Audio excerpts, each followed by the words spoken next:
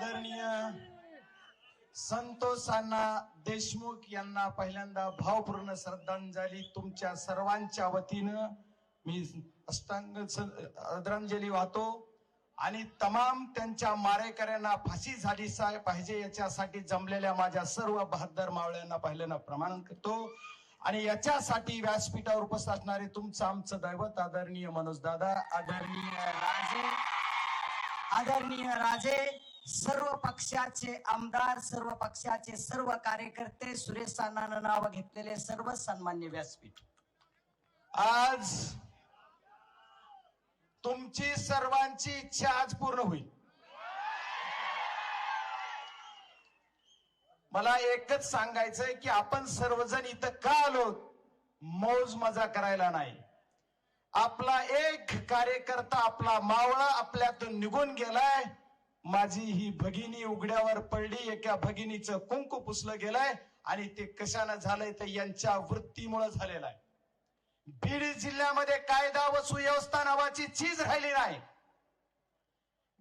गेले कित्येक वर्ष 19 पासून तर 24 पर्यंत या 5 वर्षात कुठं कायदा व सुव्यवस्था राहिलेली नाही.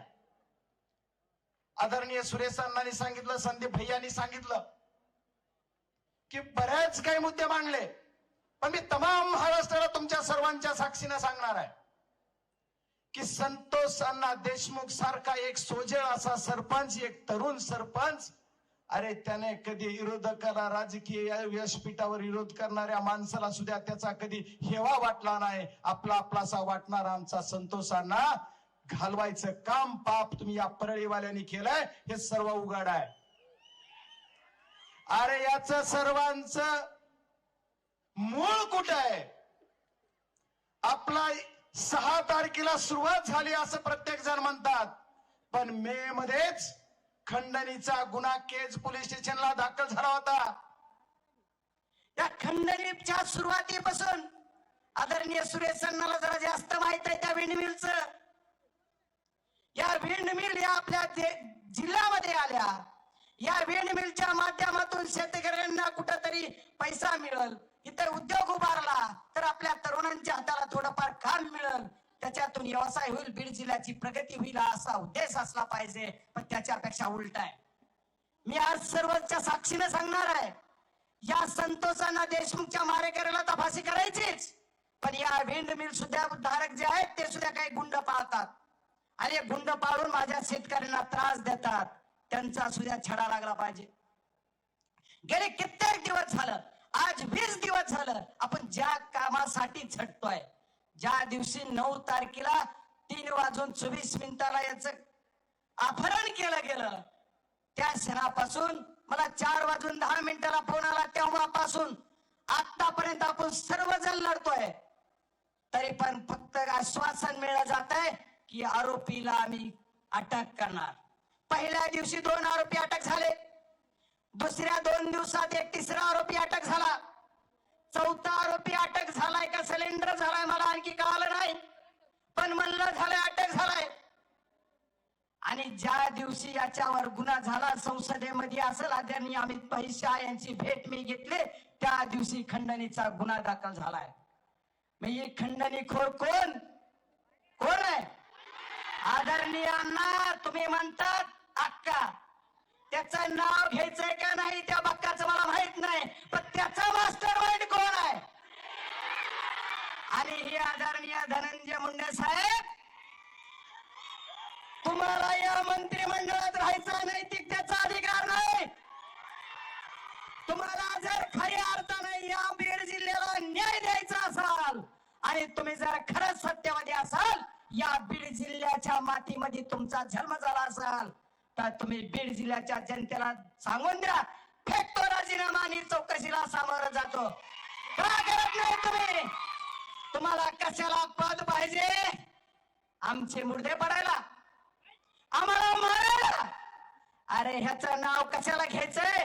हा कोण आहे? हा फक्त दलाल आहे, दलाल.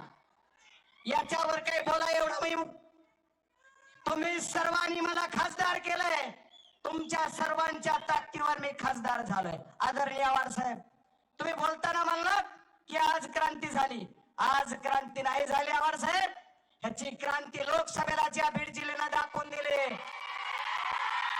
75,000 मत बोगस केले तरी सुद्धा या पट्ट्याला आदरणीय मनोजदादा सारख्यांचा आशीर्वाद, या जनतेचा आशीर्वाद आणि मला निवडून दिला. आदरणीय सुरेश सन्ना, तुम्ही आता उल्लेख केला परळी विधानसभा मतदारसंघाचा. आदरणीय राजेसाहेबजी देशमुख यांच्या विरोधात जे उमेदवार होते ते या जिल्ह्याचे झालेले मंत्री, यांना सुद्धा बोगस मताची लीड आहे. बोगस मतावर जर या प्रशासनाला खऱ्या अर्थाने या आमच्या सत्तोंसांना देशमुखाला न्याय द्यायचा असेल तर बीड जिल्ह्यामध्ये झालेला मतकाळा 2 अंकी आकडा सुद्धा शिल्लक राहिला नाही.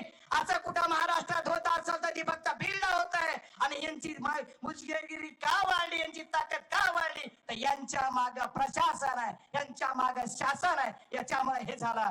याच्याशिवाय यांना दिवसा ढवळ्या खून करतात. आमचे रामकृष्ण भांगर यांच्यावर 3 गुन्हे झाले. अरे कशासाठी? परमेश्वरानं तुम्हाला संधी दिली, तुम्ही मंत्री झाला, तुमचे खालचे पिरावळावरा तुमच्याच लोकांच्या विरोधात तुम्ही म्हणलात. ही परळीचा खेळच कळा नाही की मारणारा बी तिथंच तर मारणारा बी तिथंच. तसंच झालंय निवडणुकीचं सुद्धा. विरोधक बी तिथं, सत्ताधारी बी तिथंच. कारण त्याचं असं आहे की काही बी झालं तर ही जी आमच्या विरोधात येतात ना कुठंतरी त्यांच्या उंचीप्रमाणे, ते काय म्हणते, भाऊ काय ताई काय दोघंही आमचेच. काय जाती धर्माचा विषय? कुणीतरी म्हणलं या प्रकारात जात आणू नका. इथं एका जातीचा माणूस नाही, इथं एका पक्षाचा माणूस नाही. भारतीय जनता पार्टीचे सध्या 2 रईंग आमदार इथं आहेत. राष्ट्रवादी काँग्रेस अजितदादा पवार साहेबांचे सुद्धा 1 आमदार इथं आहेत.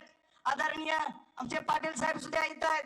आणि आमच्या पक्षाचे सुद्धा 2 आमदार आणि 1 खासदार इथं आहे. आमचे पराजित झालेले 2 उमेदवार सुद्धा इथं आहेत. सर्व पक्षीय आहेत, सर्व जाती धर्माचे आहेत. ओबीसी आहे, ओपन आहे, मुस्लिम आहे, सर्व आहेत. फक्त जाती धर्माचा आधार तुम्हाला लागतोय म्हणून तुम्ही जाती धर्माचं नाव काढताय. तुम्हाला जातीच्या नावाशिवाय राजकारणच करता येत नाही. तुम्हाला पक्षाचं राजकारण करायचंय, आम्हाला नाही. आम्हाला काय करायचंय? आम्हाला आदरणीय संतोषांना देशमुख यांच्या मारेकऱ्याला न्याय मिळवून द्यायचा आहे. त्याच्यासाठी तुम्हाला आम्हाला सर्वांना लढायचं आहे. आणि या लढ्यामध्ये तुमची सर्वांची ताकद आपल्याला दाखवायची.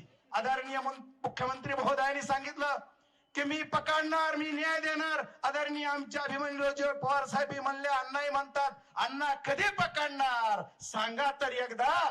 की 20 दिवस झाले, 20 दिवसात का पकडलं जात नाही? कायद्यापेक्षा पोलिसाच्या पेक्षा हा जो मोठा आहे का? हा जो ज्याचं नाव तुम्ही घ्या म्हणतात तो त्याच्या घरातच बसलाय. बीडच्या एसपी साहेबाला माझं म्हणणं आहे, त्याच्या घर तपासा, घरातच तुम्हाला तो सापडला पाहिजे. शाहीर तुम्हाला सांगतोय, तरी सुद्धा हे पोस्ट एसपी का जात नाहीत? अरे ज्या डीवायएसपी कडे कालपर्यंत तपास होता, डीवायएसपी साहेब तुम्ही कधी गेलात त्यांच्या घरी? अरे कशाला? अरे कुणाचं धनंजय मुंडे साहेबाचं नाव घेतलंय? मला ह्याचे नाव घ्यायची लायकी आहे का? कुणाचं नाव घ्यायला होतं? बीड जिल्ह्याच्या खासदारला. बीड जिल्ह्याचा खासदार तुमचा सर्वांचा स्वाभिमान आहे, बजरंग सोनवणे एकटा नाही. त्यानं कुणाचं नाव घ्यावं हे सुद्धा तुम्हीच ठरवा. तुम्ही म्हणताल त्याचं घेऊ. अरे या सर्वांच्या या गुन्हेगाराचं, दरोडेखोराचं, दलालाचं नाव माझ्या जिभेतून कशाला घेता? याचं नाव घेणार नाही. याला तुम्ही पोलीस यंत्रणेने हुडकून काढला पाहिजे. आणि काय तर म्हणे, आता बघू बाप तो बाप रहेगा. आता हा देशमुखांना देशमुख गेलेत, आता बजा आणि ती बेवड राहिले. काय बोलता? अरे तुमच्यात खरंच दम असेल तर आमच्याकडे नुसतं नजरवरी करून बघा. कशाला बोलताय? आम्ही सुद्धा म्हणतो जिथं वा ज्याची आता अण्णांनी त्यांच्या स्टाईल मध्ये सांगितलं, ज्या गोळीवर आमचा, मला ती काही त्यांची भाषा येणार नाही, माझा मित्रच आहे घडी, पण तेवढं येणार नाही मला. मी आपला येड आहे. आता काहीतरी पत्रकार आले म्हणले तुम्ही असे खासदार कसे? आम्ही म्हणलं मनोज दादाचा खासदार आहे मी, काय करा, असाच आहे मी. पण आदरणीय मनोज, आपल्या आदरणीय संतोषांना देशमुख यांच्या मारेकऱ्याला फाशी झाली पाहिजे. आणि याच्यासाठी तुम्हाला आम्हाला एक व्हायचंय आणि एक होऊन लढा द्यायचा. एवढ्यावर या पोलीस यंत्रणेच्या तपासावर मी तर समाधानी नाही. कारण पोलीस यंत्रणा करते काय? कुणी म्हणलं SIT कडे द्या, कुणी म्हणतं एसआयटी नेमली. अण्णा तुम्ही तरी सांगायचं एसआयटीचा अधिकारी कोण आहे? नाही सांगितलं. एसआयटीचा अधिकारी कोण आहे? सीआयडी कडे द्या. सीआयडी कडे गुन्हा दिला म्हणून मला पोलीस यंत्रणेने सांगितलं. सीआयडी कडे मर्डरची केस दिली होती. पुन्हा आता सीआयडी कडे अट्रॅसिटी आणि खंडणी दिली.